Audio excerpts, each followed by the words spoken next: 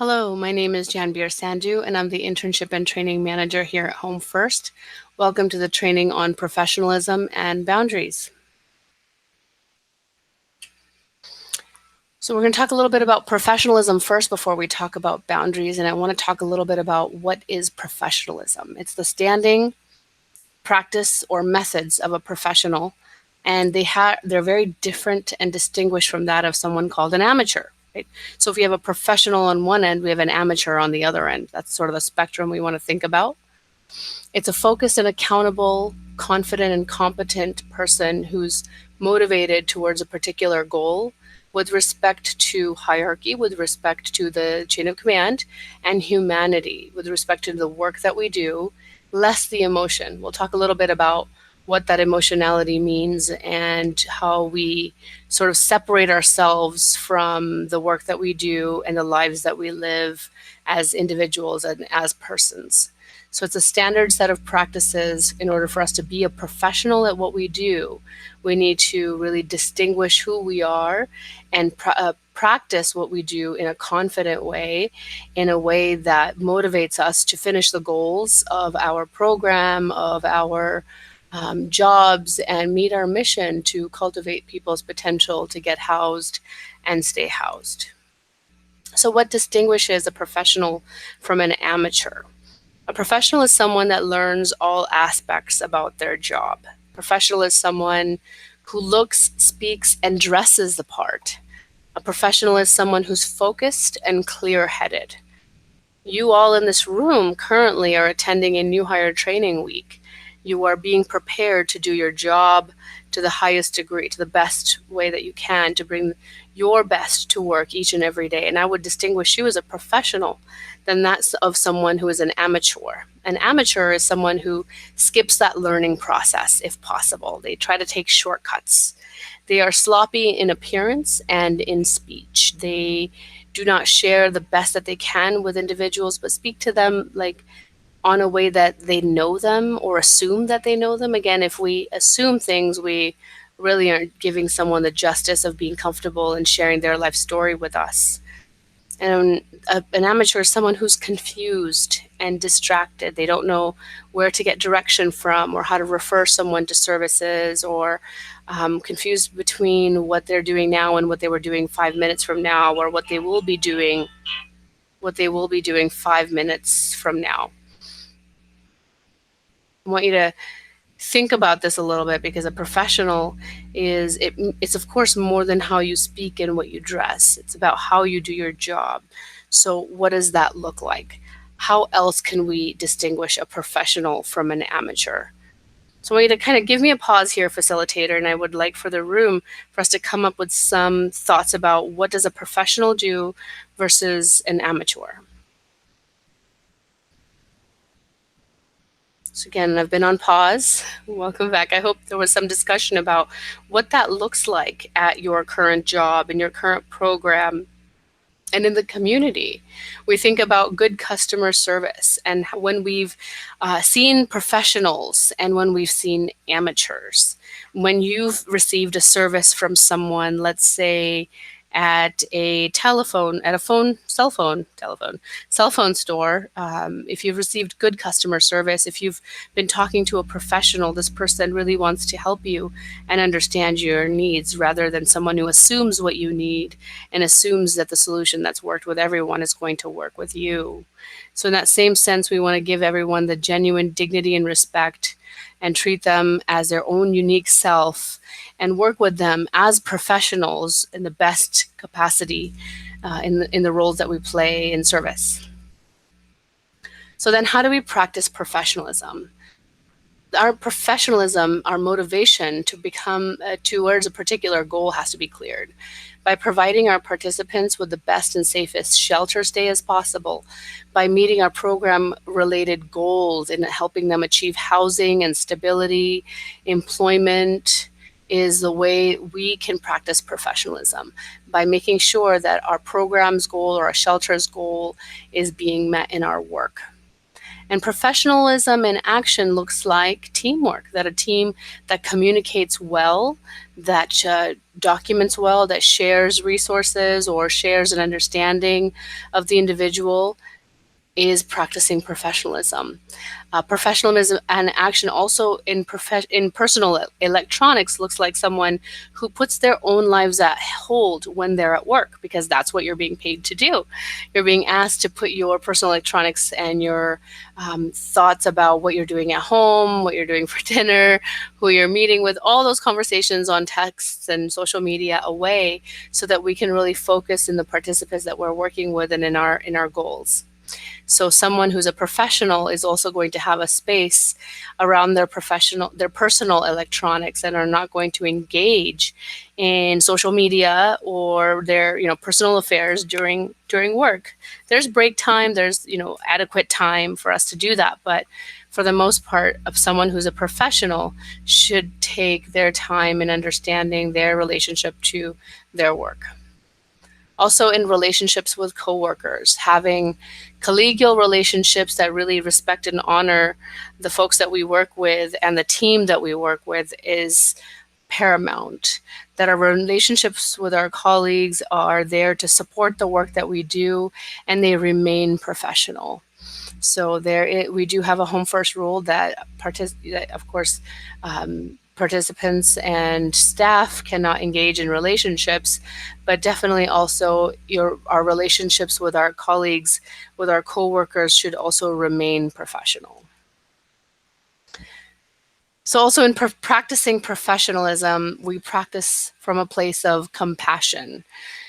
Compassion is what led us to this work, right? It's our choice to work in this field. It's our choice to work at HomeFirst. And that means we've got to choose to distance ourselves from that emotion of the work without losing that passion and compassion. We cannot pull that emotion into each and every interaction, each and every conversation. We were here because of it, but we have to distance ourselves from that emotion in order to do our jobs professionally. Professional relationships exist to meet the client's needs, not our needs. We are not here to meet our needs. Our needs are met because we are being paid to do the work that we do. Our needs, in no other way should we ask clients or participants for compensation for what we do, and a professional relationship exists so that the needs of those that we serve are being addressed at all times.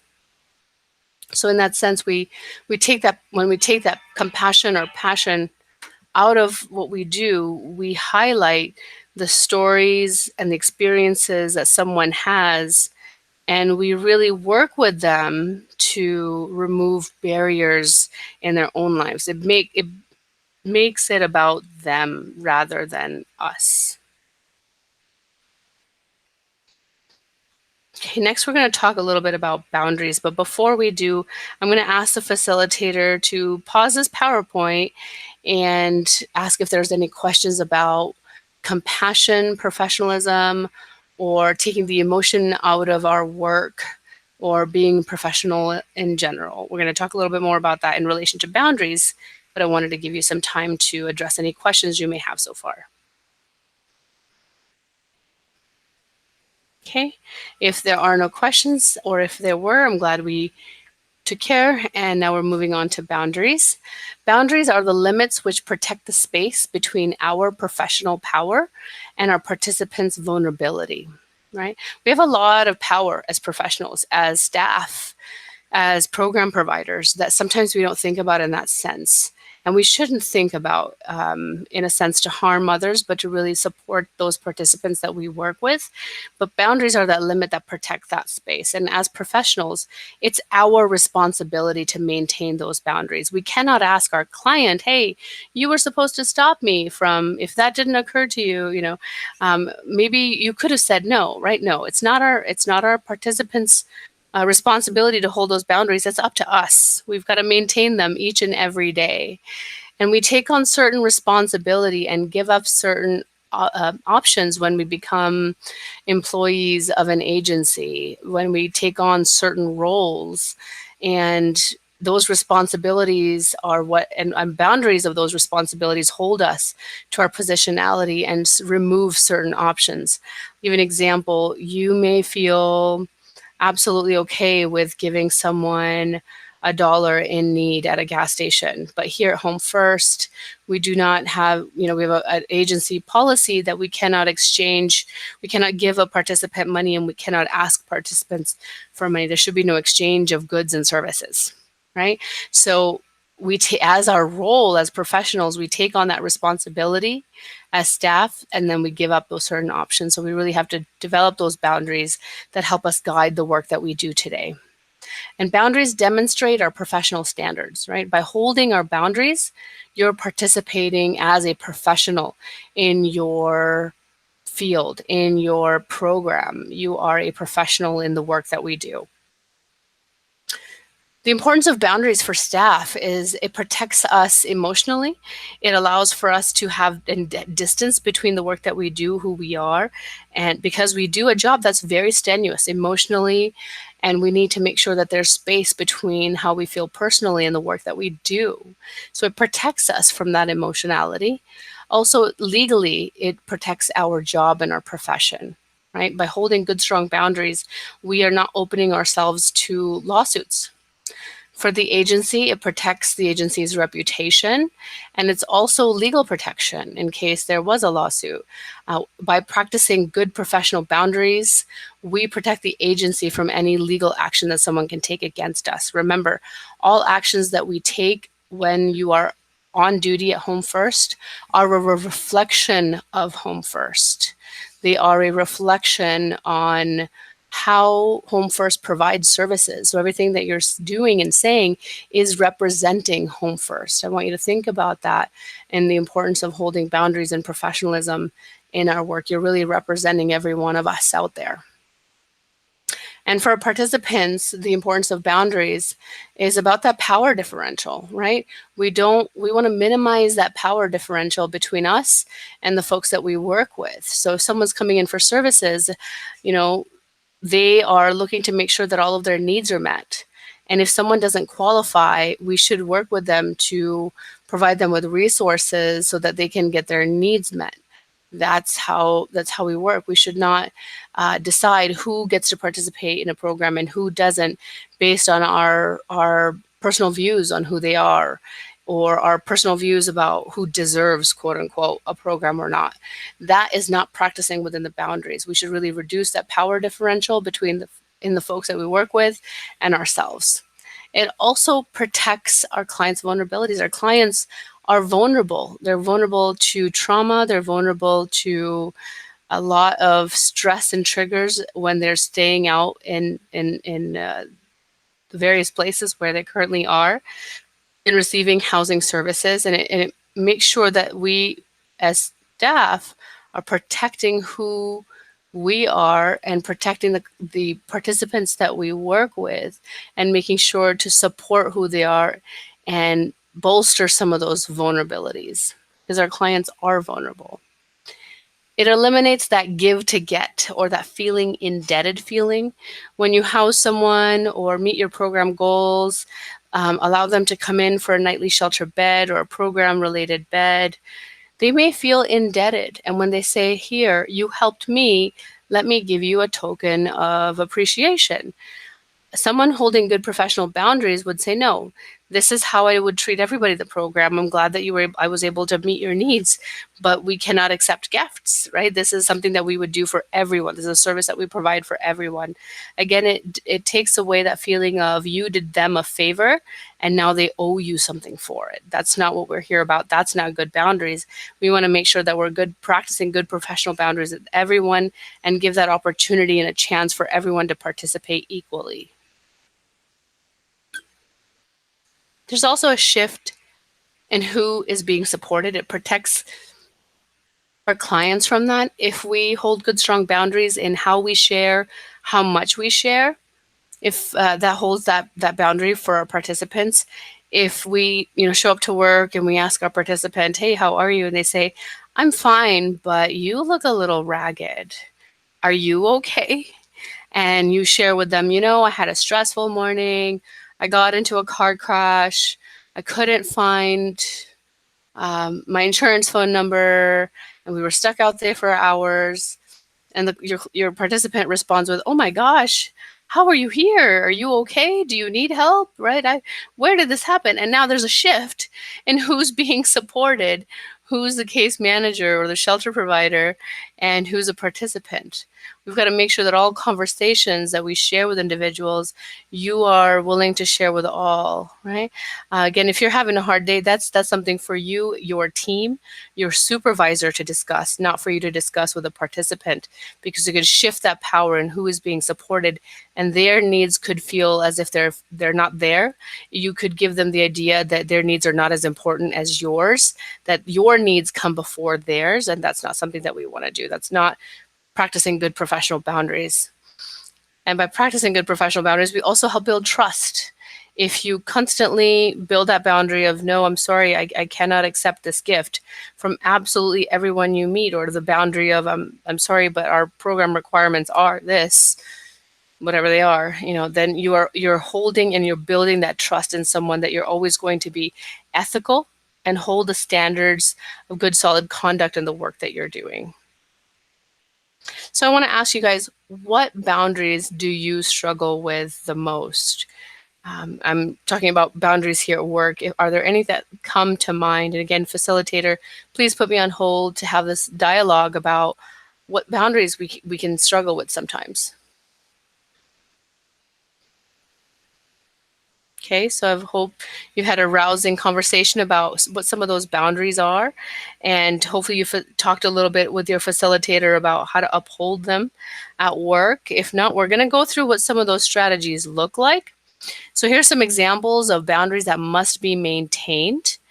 Physical and or intimate contact. We should never make physical contact with a program participant.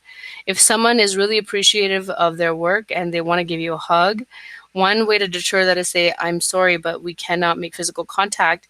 Can I give you a high five instead? Can I give you a fist bump instead?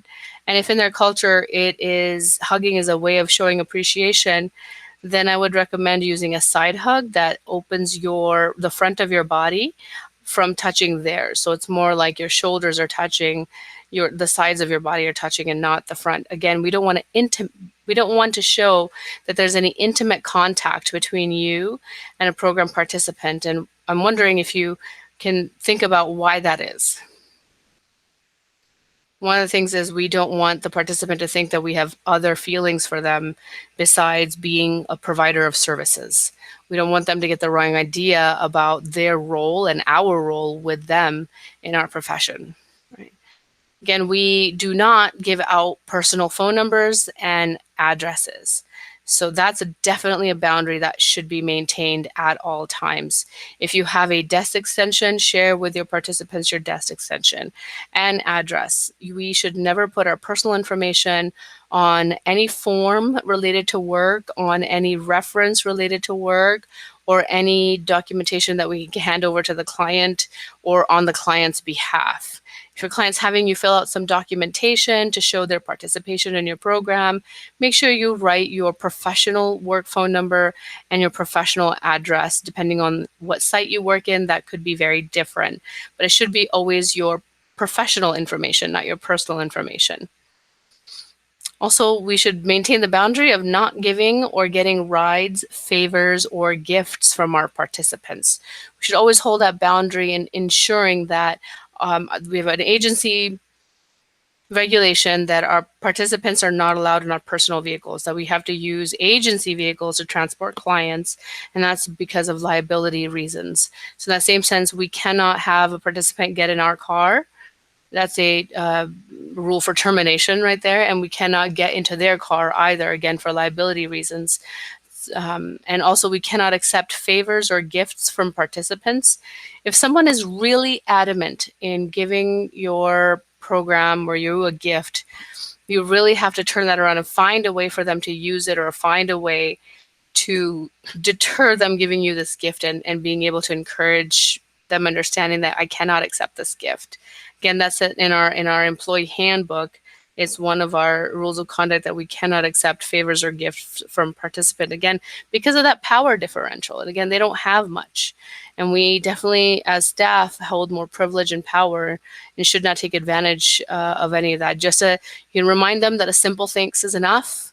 I'll give you an example. I had a veteran offer to buy us. Actually, he brought in 10 pizzas and said that staff have really worked with him to help house him, and he wanted to show an appreciation for us. So he bought us 10 pizzas. So we were able to work with him and say, this is absolutely great that you're happy you're housed. But again, we cannot accept favors or gifts from you. I'm wondering if you would be willing to share your story and this pizza in the courtyard with others.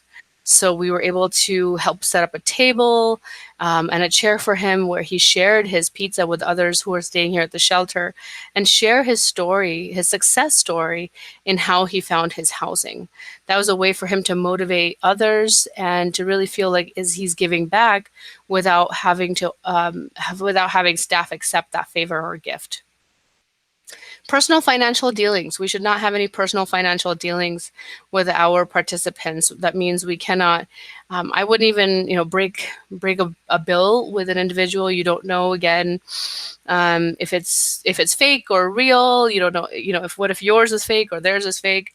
And now there's that indebted feeling that they owe you or you owe them. That's a personal financial dealing. That's what banks are for. That's what, your colleagues are for. That is not something that we would share with our participants.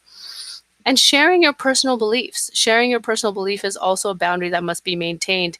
In sharing your personal belief, you could deter someone in sharing their life story. You could cut someone off or alienate them or cause microtrauma in their lives because of what they've gone through. So as a true professional, we have to keep our personal beliefs out of it. That's part of that less the emotion, that we've got to take our personal beliefs and put them at a place where we can maintain our professionalism at work and make this work about the individuals that we work with and make it about who they are. If we're having a hard time with this, we need to talk to our supervisor. I would highly encourage you to address this with your supervisor if this is a boundary that you struggle with, because it could definitely snowball into a higher effect where we put our personal beliefs then on the person that we're working with, not just sharing it with them and holding them to a standard that is not ethical. Right. Now, I want to also share with you the difference between secrets versus confidentiality, that our boundaries must be maintained in that as well, that all we do with the effect of being confidential. We do not hold a participant's secret, we hold their confidentiality. So if someone tells you, don't tell my PO that I've been drinking every night, but I get up in the middle of the night and have a ton of water, so the next day my tests show up fine. Right? So if the PO asks you, do you know of any information about this individual, you have that obligation to share with them their you've got to be truthful in what you share, right? Again, I would say follow your program protocol. More than likely, you're not working with a parole officer. More than likely, that doesn't apply to you. But in the sense that we don't hold someone's secret. If someone says, I want to tell you I have 10 people over at my apartment, and my landlord, it says that in my lease I can only hold 3. Right? So we'll hold that in confidence with them, but we'll work with them to change that behavior so they're not putting their housing at risk. They're not jeopardizing their housing. But we're not going to go to the landlord and say, my client had 10 people over. I know it says 3 on the lease, right? We're not going to be the reason why their housing is no longer a suitable fit for them or getting them written up. But I want to emphasize the difference between what is confidential and how we share. We're still going to write it in our notes. You may not share that with a PO because maybe that's not a function of your role, but you're gonna document what they told you in a case note so that it can be shared with your teams and your colleagues, and you can really take a look at how we can work with this person to address changes. And don't work outside of your scope of practice. If you're not trained in, let's say, cognitive behavioral therapy, then don't practice cognitive behavioral therapy with someone else. You can't just Google something and know that you're now a professional in it and you know everything that you need to about cognitive behavioral therapy, and you can start, perfecting this now. If that's outside of the scope of your work, then we should not practice it. So if you are not trained in, let's say, providing VI SPDAT, providing or conducting a VI SPDAT interview, then you must not work outside the scope of your practice. You must receive that training first, shadow individuals who you work with, and then make it a scope of your practice. Okay, so here's our HomeFirst client interaction policy. I'm going to read through this really quickly. I'm going to sound like those commercials at the end of the television or radio commercials where they sum up all the symptoms here. Sorry about that. HomeFirst prohibits employees from engaging in business activities or socializing with clients outside of the workplace. This includes, but is not limited to, loaning money, providing transportation, engaging in social activities, and offering or accepting meals, gifts, and clothes of any sort. Any uncertainties should be addressed with employee's manager or with the human resource manager. So that's something for you to think about. No socializing with guests outside of HomeFirst. No loaning money, no providing transportation or engaging in social activities or offering or accepting any favors or gifts. In addition, HomeFirst employees, with the exception of management designated personnel, may not at any time handle money exchanges or participate in any business activities with guests while on HomeFirst premises or during working hours. Jobs that by description involve money transactions with guests involve a careful, supervised, and controlled procedure. HomeFirst employees must follow that procedure at all times and will be held personally responsible if clients' money is lost or misplaced due to their conduct. This allows for mutual protection of HomeFirst clients and employees in their professional relationship. So there should be no money exchanges between yourself and our HomeFirst participants.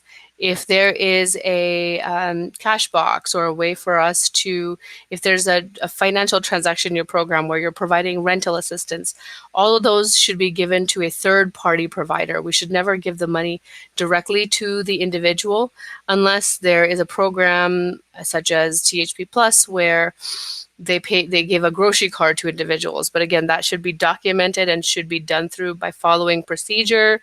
And we should be thinking and marking that on HMIS, writing about it in our notes, using whatever policies and standards we use to document the exchange that was conducted, and should be done by the person who's authorized to do so. Besides from that, no one else should be exchanging in money handling with our participants. And here's a definition of client or tenant as it comes down to HomeFirst. A tenant of HomeFirst is a person residing on a property owned, operated, or owned and operated by HomeFirst, where the property does not include a supportive services component. That means there's no services that are offered on site or offered as a benefit of their residency. This is like individuals in BFLC or SFLC. A person becomes a tenant when they move in and ceases to be a tenant upon their move out date. All members of a household of qualifying properties are considered tenants, and resident managers for the purposes of this definition are not tenants. However, landlord-tenant laws do apply to a resident-manager relationship. So there might be some resident managers on site at BFLC or SFLC or Sobrato House properties. If someone is an employee of HomeFirst and lives in one of the facilities, then they are a resident manager, and there's a separate definition and description that describes their role. But besides for that, a person maintains becoming a tenant in the properties that we provide, as long as we do not provide them with supportive services. So the THP for Veterans program here at the BRC on Smino Street is the individual is both a participant in our services and a tenant because they live in housing. So both of these definitions would apply. A client or participant is a person receiving supportive services from HomeFirst, a person residing in our property, a person becoming a client on entry of that program, and they continue to be a client upon discharge, and for 2 years following that date of discharge from supportive services programs, or of course moving out from that property. The person's status as a client ceases when they become a regular employee after that, for that period of time. But for the most part, someone becomes and remains a client when they enroll in services and for 2 years after they've terminated those services.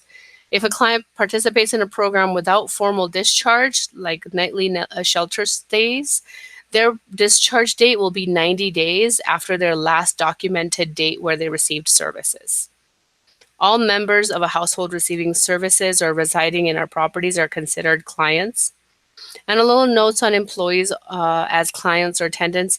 Employees who also meet the definition for tenant hold a dual relationship, and this will be treated with that in mind.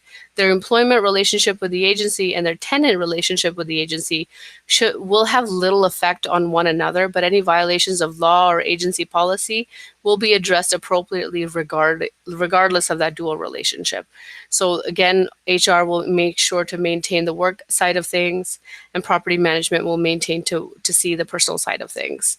Just to make sure this doesn't happen very often, I think this definition applies to maybe one, maybe two individuals in the entire agency. Okay, no more talking like a broadcaster. So why do we cross boundaries? You know, all of us, every now and then, sometimes it's our desire to help. Sometimes we think that we can do more outside of the scope of our work. And I want to emphasize that this goes to sometimes breaking that boundary down. Someone else can see your actions as unfair. Someone can see what you're doing and call you out on it and say, if you bent that rule for one person, now you can bend that rule for me too. And then you're going to have lots of people at your door asking, hey, can you do this for me? Can you do this for me? So sometimes it can come out of that desire to help, but I want to highlight that it will not lead you in a good direction to cross boundaries. Sometimes we have poor impulses or judgment, and we don't know how to respond in one sense. So we respond with, well, it's cold, so maybe we can sign these documents inside my car. Instead of outside, of your place. Well, if you have a participant inside your car, even if it's to sign forms, you've crossed a boundary of having someone in your private vehicle, if that's your private vehicle. And let's say, what's the harm in that? The harm could be, what if you were involved in an accident? What if a car crashes into you? What if the client became sick or ill in your car and you had to call the police? You cannot move them. They're inside your car. So now other repercussions come to mind, and the fact that they were inside your car comes into play. So those are some things to think about. And we really want to think about our judgment and really hold to the agency's policies and procedures, and I hope that you know what they are. You could always email Leah Pablo and ask for our HR employee handbook if you don't have one already, to review our standard code of conduct. And it meet our own physical or emotional needs, right? That's one of the other reasons. It meets our physical needs or our emotional needs. That's why we cross that boundary of, I help someone. It's because of my altruism I help someone. Well, if you were being altruistic, then it wouldn't meet your own needs, right? It's not about you. It's about the individuals that we're working with, whom we are here to serve. So I want you to think about that and really understanding that this work is not about us. This work is about the other individual. And I'll mention this in other trainings, especially in de-escalation, that it's, again, not about you. It's about the person that we're working with and what happened to them and what's going on with them. And so let's keep it in that zone. So now we're going to respond to specific situations here. We're going to work in small groups. So I'm going to change the view of our screen really quickly. And I want you to pull out this handout on examples and scenarios. It is quite a long handout on boundaries. I'll scroll through the whole thing and show you here. So please feel to put me on pause here. You're going to review the signs that a boundary has been crossed between a service provider and a client or a participant. So I'd like for you guys to read each one and discuss why you wouldn't do that, or what could happen as a result of crossing this boundary. Facilitator, please lead that discussion. Next, here's some techniques on creating and maintaining healthy boundaries.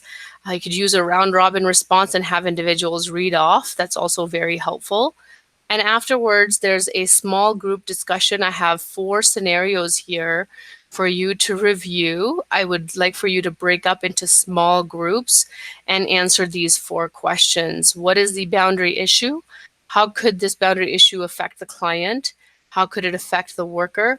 And what could the worker have done differently to establish and maintain healthy boundaries? Everyone should participate. You could highlight a speaker who speaks for you in sharing this information. And as a group, we can talk about what else we can do differently. So this is something we can do to help each other. And the other 2 are, of course, for reference, but we'll start here. So facilitator, please put me on pause to have this discussion and workshop. All right, so I hope that the discussion and the small group activity went well in responding to specific situations. I hope you learned a little bit more about maintaining boundaries, crossing boundaries, and creating boundaries, and that the scenarios were insightful. So let's talk about problem solving, right? So what do you do when you or a coworker has crossed a boundary? Something to think about, right? What can we do at that point? If you've crossed a boundary, what would you do? Again, facilitator, put me on pause to lead a discussion.